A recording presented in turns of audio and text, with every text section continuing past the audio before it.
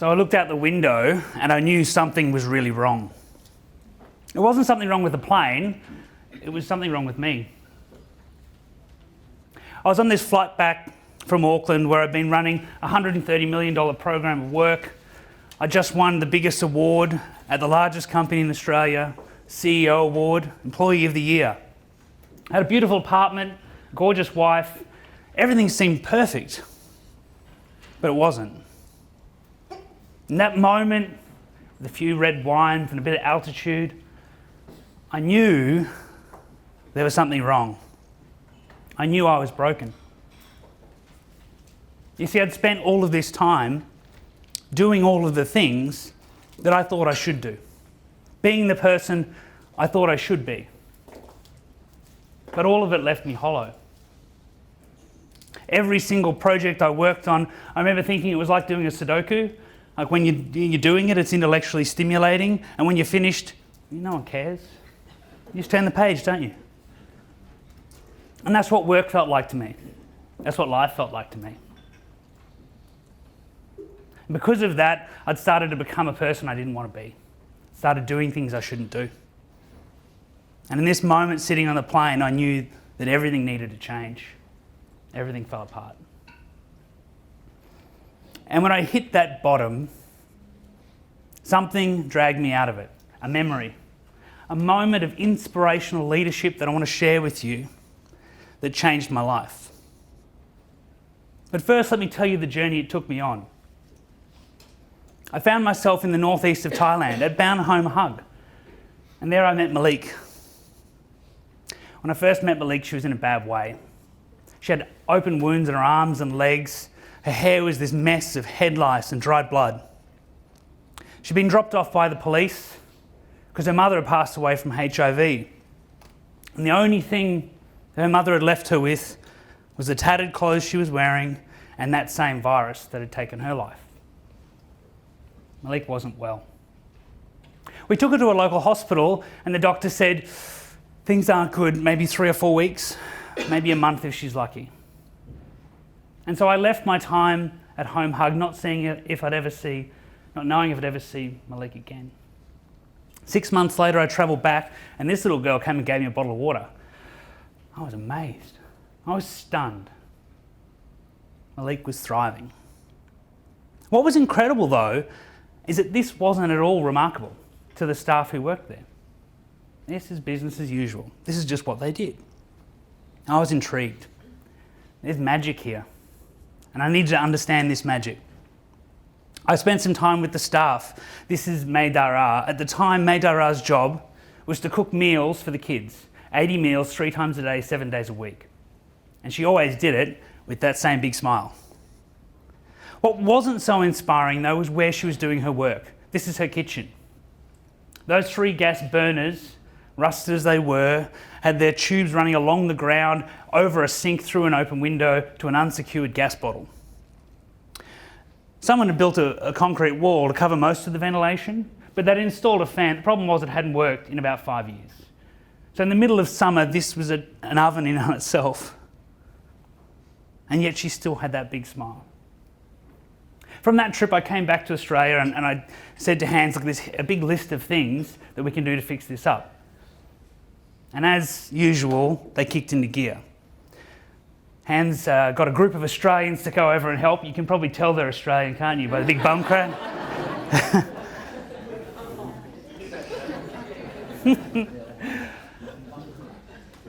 Bum cracks aside, they made some magic. This was May Dara's kitchen that they made for her. I think you'll agree this is the type of kitchen you should be having if you're going to be making 80 meals 3 times a day, 7 days a week. But what struck me was that it wasn't about the stuff. These amazing outcomes weren't about money, they weren't about equipment, they're about people. All of this was driven by amazing people. This not only translates to the charity world, but this translates into business. Let me give you an example. It's the mid-90s. Continental Airways is going through a bit of a rough patch. They just hit their second bankruptcy, and their CEO at the time had armed bodyguards following him around because staff would often confront him. You could probably say the culture wasn't great. So the board fired him and brought in this guy. His name's Gordon Bethune. Now, to say Gordon transformed Continental is a monstrous understatement. They went from last in every single metric you can measure an airline on to the best airline in the world 6 years in a row. He took their share price from $2 per share to $50 per share. Merged them with United to become the biggest airline group in the world. Unbelievable success. In an interview, a young reporter said, "Gordon, I noticed that you were an airline mechanic in the Navy when you were young. Was it your deep understanding of planes that helped you turn this thing around?" Gordon said, "No." He said, "I just knew how fast I could fix a plane when I wanted to fix a plane versus how fast I could fix a plane when I didn't want to fix a plane. And that gap, well, that's where all the money was." When you say it like that, it sort of makes sense, doesn't it? And yet I work with project managers. Any project managers in the room? Right, and they do their Gantt charts. I love a Gantt chart. How do you work out the Gantt? There's a number of people, number of days, you sort of plan it all out. There's my project, happy days. And I'll go, cool, what if they don't want to do it? This blank look comes over their face. What are you talking about? I'll pay them, they'll do it. We know this is fundamentally true though, right? We do things with much more passion when we really want it. And so I knew in my career I had to work out how we can tap into this. What's the way in which we can be that leader who can inspire? And what it comes down to is understanding. We follow people who get us. As a leader, if you want this breakthrough performance from your people, if you want to inspire amazing outcomes, it starts by understanding your people. Leaders who can understand, they inspire. Okay, well that's simple. What's the challenge? Well, the challenge is, how do you understand people? Hey, people aren't easy, are they? I usually think about it this way. Business is complicated. Humans are complex. What's the difference here? Well, see, I had a maths degree. Scotty, if Jazz needs help, I'm the guy. I love maths. I love it because even though it looks messy and complicated, once you work it out, it's stable. There's rules, but it follows the rules. Everything's pretty easy to work out, right? Humans, not so much. You send a guy to the shops to get salad dressing, there is no knowing what he's coming home with, like a jar of jam and a six-pack of beer. Oh, we know this is true. Walk into the shops with a list, don't we? This is what I'm getting. You walk out, you've got a trolley full of stuff you didn't know existed. You're really proud of yourself, though. Eating Oreos on the way out of the shop, didn't need them either. See, the thing with humans is big things can make a big difference or no difference at all. Little things can make a big difference or no difference at all. Humans are complex beasts. We are complex and tough to work out. And part of the challenge is most of our society is still based on this. Economics 101. Humans are rational. We are individuals who always make prudent and logical decisions to maximise our utility. Who believes this to be true? If humans were rational, how many different types of car would there be? Maybe a small, medium and large? But you wouldn't change the headlights from one year to the next, would you? They were fine last year. You wouldn't change. We don't do things just rationally. We don't make decisions based on rationality alone. These guys worked it out. Anyone own a Jeep? Cool, I'm about to say nasty things about them, so I didn't want to offend too many people. For the balance of the room, it's just got to make sure there's not a rally against me here. Jeeps are terrible cars. If you ask insurance companies, they'll tell you they are heavy, they are slow, they are super expensive. Nightmares. And because of that, they used to sell 2009 they sold about 3,000 units in Australia, struggling. 2014, they sold 35,000 cars in Australia. Amazing. Now you might think, well, they must have made them cheaper or faster or better in some material way. No, still crappy cars. What did they do? They stopped worrying about the car and they started worrying about you. Do you want to be adventurous? Would you like your neighbours to be jealous of how cool you are? Would you want your grandma to be just so proud because you go on adventures all the time? Do you want to be able to drive in places like this? You don't know where this is. And let's be honest, Westfield car parks are about as bumpy as your Jeep's ever going to have to deal with. But if you want to join this adventurous club, all you got to do is buy a Jeep and say, I bought a Jeep. Those ads showed a car for 1 second at the end of the ad. No price, no features.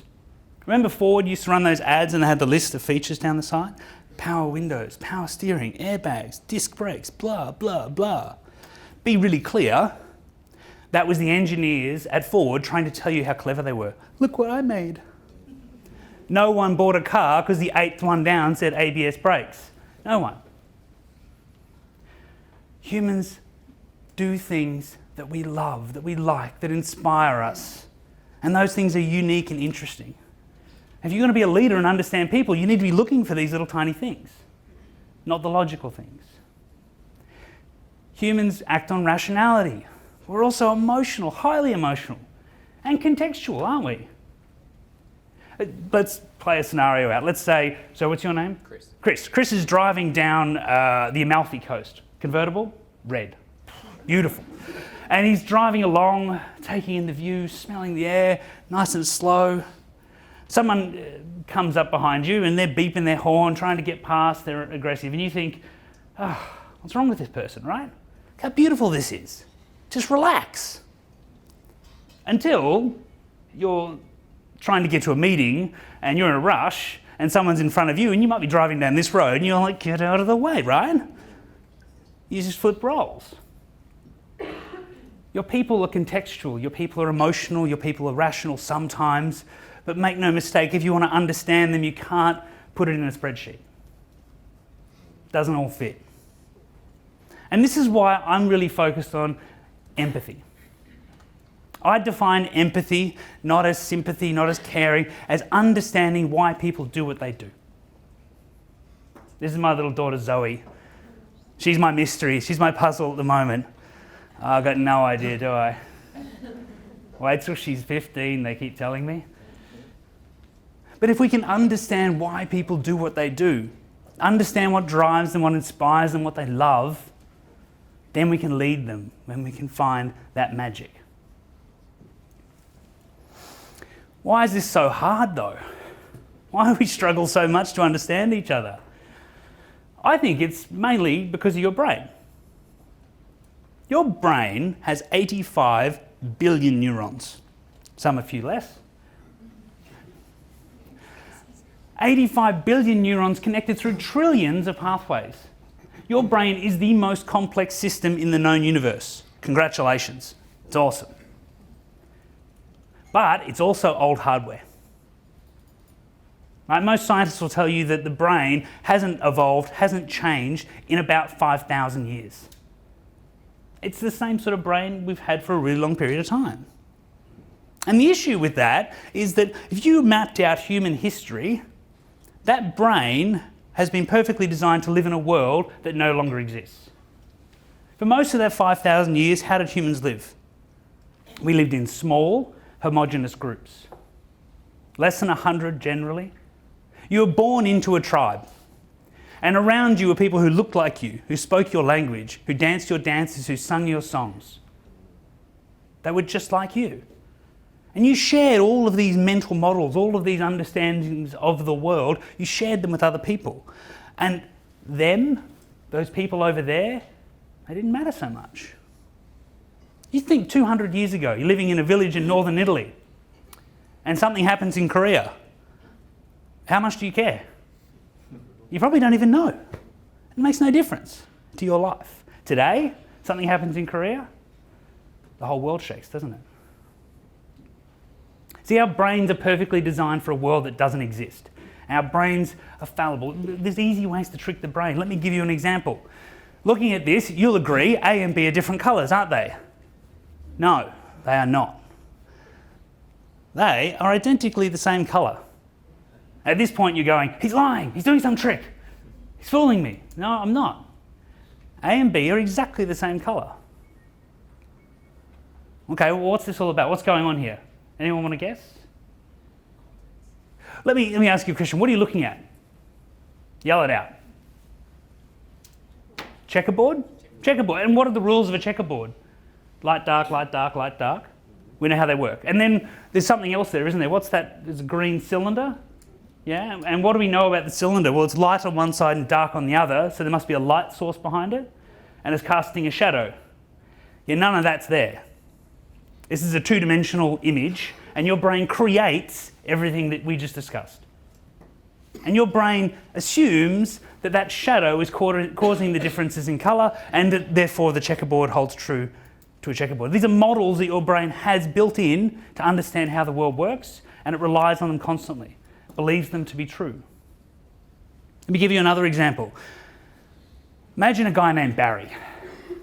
Now, Barry's a bit of an asshole, right? He grew up in a small country town, really rough, doesn't know much about people from others. Is there someone in the Barry? Sorry if your name's Barry, we'll get that out of the way. It's not you.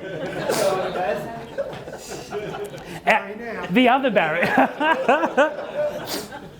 So the other Barry, he moves to the big smoke, moves to Sydney, starts getting the train.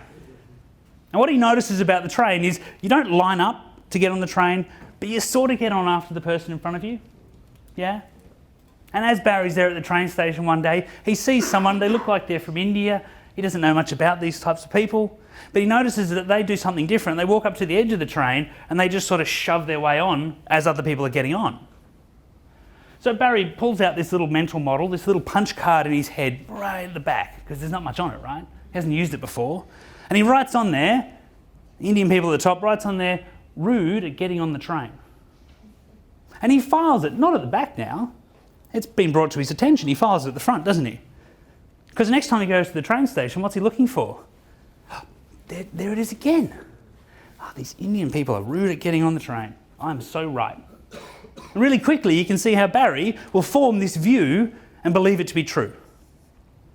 There's two issues, isn't there? One, if we ask that person, are you rude at getting on the train? What did they say? No, it's just getting on the train.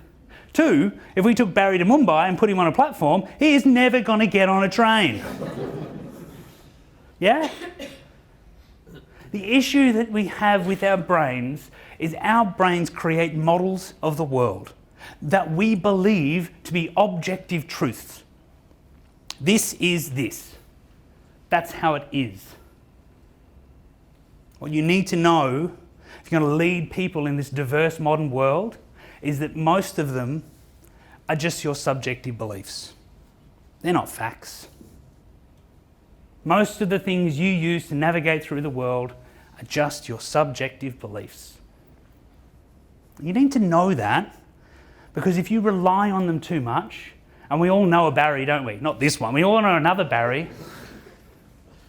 who has this view of the world that they are so sure is true and they are not moving from that spot. That person cannot lead in this modern world, because they can only ever surround themselves with people who are just like them. And as we heard this morning from Steve, no one wants to be just like them anymore. Everyone wants to be just like me. Unique, individual. They want to be just them, don't they? Different. So leading in the modern world, we first have to understand that your brain is going to get in the road. I found this as a big challenge because I'm not naturally empathetic. Sort of sounds strange when you name your company Empathic Consulting and then come out and tell people that you're not naturally empathetic, but it's true. Probably not a surprise. I did a maths degree. I don't know if you've ever been in a room with mathematicians, but they're not the like crazy bunch who really love each other. There's no hugs. But what I found was that if I want to be successful in business, I had to understand people. It wasn't what I was good at, but I had to work it out. And so I had to build myself a process. What could be the steps that I could follow to build empathy? Right? Some people say, look, it's just natural, you're either empathetic or you're not. I'm like, sure, well, some people are naturally good runners, but I'll give you the tip. If they sit on the couch eating KFC and I go out and run every day, even though I'm not a naturally good runner, I reckon I'm going to beat them. You might be a naturally good leader, or you might not be, but there are skills and practices you can build, and if you keep on doing them, if you repeat them, you'll get better. I believe empathy is the same. So I built a process to understand empathy, and I'd like to share it with you. Who's interested? Wonderful. All right, step one. Step one, Barry, you're definitely in, mate. Okay. Step one is to be consciously curious. Okay, what do I mean by this? Let me explain. What I want you to do is turn to the person next to you, the same pretty person you were talking to before, and I want you to ask each other and answer these two questions. One, when you look at this image, what do you see? What are the words, phrases, ideas that come to mind straight away, the instant ones? Second, if Barry saw this, what would Barry say? All right, I'll give you 10 seconds, have the conversation, go.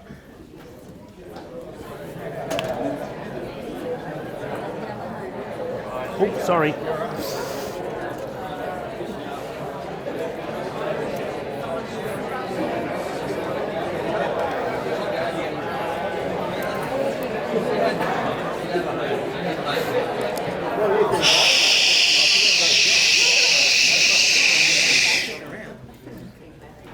One of the things I've got is at home is one of those shushes. Has anyone seen these things for babies? It's just a little device that shushes.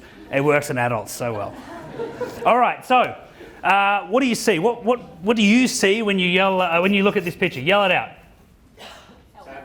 Sadness. What else? Help. What else? Homeless. Helpless. What else? Con job. What else? This is just you. We'll get to Barry in a sec. What else? Anything else? Lonely. Lack of effort. Great. Cool. All right. Oh, let's use Barry. Okay. If Barry saw this image, what would Barry say? Get a job. Get a job. There's a lot more energy in the room for Barry. What was the next one? Bum. Bum. What else? Annoying. Bludger. Addiction. Drugs. Can I write drugs? I'm not a good speller. Anything else? Choice. Okay. Wonderful. Okay. So what we've just done is we've tried to tap into your mental model about this image. What's just happened is you've seen the image, the light travels to your eyes turn it into electrical signals, goes to your visual cortex. It then uses this amazing system to search your hippocampus to find a memory or an understanding, a model that describes that. Finds this little card that says homeless person at the top, and this is what's on your card. And what is on your card and my card and everyone's card is a line, and here it says, "Don't say these things out loud in public." And that's where Barry lives. They're your words, aren't they? They're not his. We all have them. It's okay. It's fine. It's part of who we are, part of how our brain works. Ignoring them, denying them, well, that's not going to help. The first step of building empathy is to be consciously curious. And what that means is knowing that you do have beliefs and thoughts about this person, but if I take these into the conversation I'm about to have, it will taint the conversation, won't it? I once worked with a CEO and he said, "I don't have any, Barry. None." I went, "Really? None?" Nothing. All nice things up here, very compassionate. I said, "That's interesting. If you were going to help this person, how might you do it?" And he said, "Oh, well, I'd probably give her food, because if I gave her money, she'd just spend it on drugs." Then Barry comes again. So what we need to do is we need to be able to park this. Consciously curious, we take the card out, we fold it up in half, we pop it in our pocket, we pretend it doesn't exist. Now we're consciously curious. Step 2, we openly explore. We ask questions. We sit and listen, really listen. We don't listen to ask our next question, we listen to understand. Now to do this, you need to sit with people. And obviously I don't have Rebecca with me, but I do want to share you some of her story. I will warn you, this story is pretty tough to hear, much tougher to live. And if for any reason you need to step out and have a break, then please feel free to do so. Here's Rebecca's story. 2 things happened when I turned 12. My father, who used to beat the hell out of us, he left home. The other thing is I started using drugs. A friend said, try this, it'll make you feel better. And it did. When I was 13, Mum found a new partner. He abused me and my younger sister. For about a year, I suffered through. When I was 14, I said, Mum, I can't take this anymore. Either he goes or I go. Mum chose him. I ended up on the streets, sleeping in abandoned buildings with other young people like me. These cuts on my arm were from slashing. I cut myself to turn emotional pain into controllable physical pain. It's not really to kill myself, it's just to cope with the pain of the past. Last time I did try and kill myself, I only had a syringe. I was hacking my arm, trying to get it bleeding. Then I sniffed some paint and blacked out. I wanted to bleed to death, but it didn't work. Someone found me lying in the alley and called an ambulance. In the end, you just give up. When you get to that stage, you think no one cares. You can't even really handle the day in front of you. To have the confidence to do something about where you are is especially hard, because you have to build that confidence up. When you've been here for a while, you don't have any confidence in yourself and you think you can't do it even if you try. Just to know that someone cares is the main thing, I guess. Most people don't have anyone. No one who will listen to their problems or willing to sit with them. Then I met some volunteers, and they were willing to give up their time to come and see me, to worry about me, to listen to what I had to say. And it was great.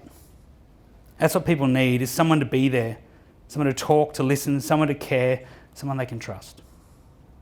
They care about me and miss me if I don't turn up, which makes me feel really special.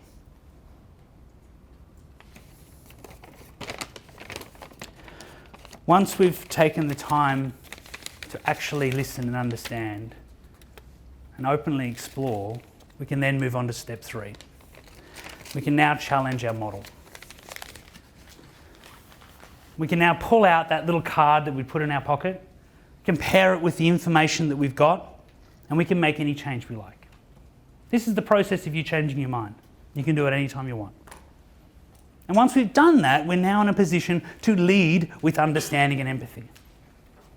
Because before, if I asked you how you might help, you might have said money, you might have said food. But what does Rebecca really need? Someone to talk to.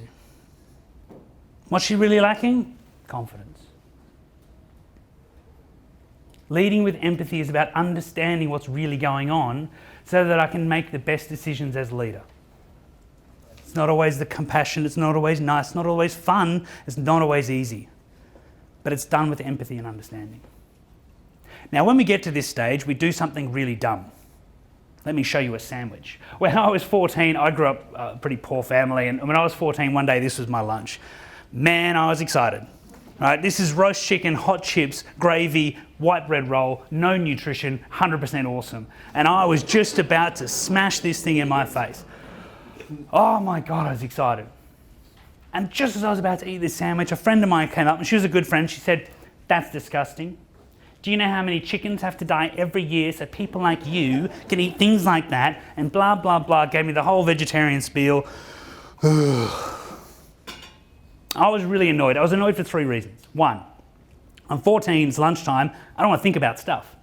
2, I'm in love with this sandwich and she's coming between us. And 3, I was pretty sure last week she was eating a hot dog. Like, what had gone on here? What had happened is my friend had become curious about animal rights. She'd gone off and explored and asked questions and read books. She'd then changed her mental model, hadn't she? She took out a little card that said eating animals is yummy, changed that to eating animals is horrible and murderous. She was now making decisions and she thought it was her job to change my mental model, didn't she? How do you reckon that went down? I ate the sandwich. This is a terrible thing to do, and we do it all the time. We go through this exploration, this understanding, we form new views, and then we tell. Well, you should just do it this way. Don't we? We go to offsites and conferences and we come back to our workforce chest puffing, excited, telling people, here's the new way to do things. And 90% of our people are like, dude, I'm doing the same thing I did yesterday, just leave me alone. You see it on Q&A, right? People sitting on the opposite side of the desk, yelling, expecting that at some time one's going to go, "Oh shit, you're right, I'm such an idiot. Oh, thank you for enlightening me, Pauline." That never happens, does it? Here's the simple truth. You can't change someone's mind. Full stop. Changing someone's mind is rewiring neural pathways inside their brain. Only person that can do it is the owner of that brain. What great leaders do is they inspire curiosity in others. Sir David Attenborough is probably one of the greatest environmentalists on the planet. Does he tell you to care about animals? No, not really. He shows you beautiful pictures, takes you on a journey, on a story with him. You explore together, don't you? You follow the animal through the jungle floor. You can then change your mind or not, that's up to you. You can then make different decisions or not, that's up to you. As leaders, we can't control that. But until we inspire curiosity in others, we are not going to be able to understand them. See, leaders who build understanding in work take work from being personal to purposeful. Leaders who understand what drives people, what's their why, what's in it for them. I'm not talking about finding some great model and reading another leadership book and then changing your whole way of being. I'm talking about being a human and actually connecting with people and treating them with the dignity and compassion they deserve. Because I can guarantee you, as a leader, when work becomes purposeful, everything changes. Now, these moments don't have to happen in big, grand events. Remember I said to you there was one memory, an inspirational moment of leadership that led me to go back to Thailand? What happened was I was about 20. I, as a poor young kid, wanted to go travelling. I'd never been on a plane. And so at 20 I saved up some money and I went to Thailand backpacking. I was like hair braids away from the total cliche. And I found myself on a train rolling from Chiang Mai in the north back into Bangkok, and you could smell the stench of Bangkok as you're going through those backwaters and you're rattling through in this rusty old train. And it was an overnight train, so I was a bit hazy waking up. And as I woke up, I noticed the lady walking down the middle of the train. She was in a uniform and she was carrying a little wooden box. And she was collecting money from the people on the train who'd had some food, like a meal and some drinks while on the train. And I'd had some, and as she got closer to me, I pulled out my wallet and my heart sank. I didn't have any cash. It became apparent that her wooden box wasn't PayWave enabled, and I started to get really worried. All of these insecurities came over me. Oh, stupid little kid, I'm travelling over here, I'm going to get in trouble on a train. I'm trying to talk to her and explain, and she must have seen it in my eyes that I wasn't well. I was really struggling here. Because she turned around and she walked back down the train. She went to a little compartment, pulled out a purse, took out 300 baht, about 10 Australian dollars, put it in the wooden box, and as she walked back down the train, she simply touched me on the shoulder and kept on walking.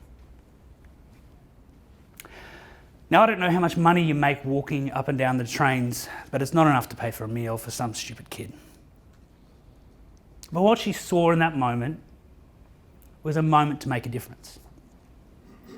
A moment to inspire someone, a moment to share a little bit of compassion and to help. And she did it. I never got to say thank you to that lady. I didn't know her name, and I never will. But she's my inspiration for going back to Thailand time and time again. You see, we think leadership has to be this big grand thing that special people will do. That's not true. Leadership can be just tiny little moments of understanding. So my real question is, when's your moment going to be? Who are you going to do it for? Thank you all very much.